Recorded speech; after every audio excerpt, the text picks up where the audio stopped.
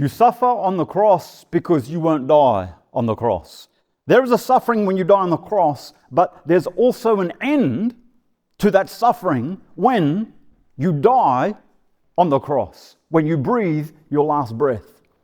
Don't be the Christian who suffers on the cross, but who refuses to die on it. All you are doing is prolonging your suffering. Let go of yourself and let go of your sin and actually die, and your suffering will cease.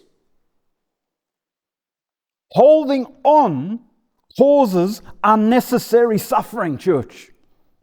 Refusing to let go causes unnecessary burden. Just let go of you and the sins of you. Let go and perish that your burden leaves. Jesus suffered on the cross, but he also died on the cross. He yielded up his spirit, for Matthew 27:50 says, and Jesus cried out again with a loud voice and yielded up his spirit. Church, you must yield up your spirit. Let go of the world, the flesh, sin.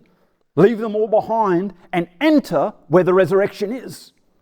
Enter where your spirit is raised in newness. Let go of the former things.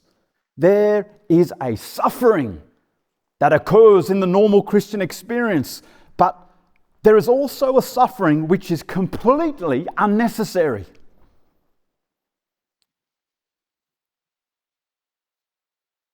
It is where your strength is holding on to your old life. It is where your strength is holding on to the sins of your old life. It is the strength that holds on to self-centeredness. What relief you would have if you just died. What relief you would have if you just let go.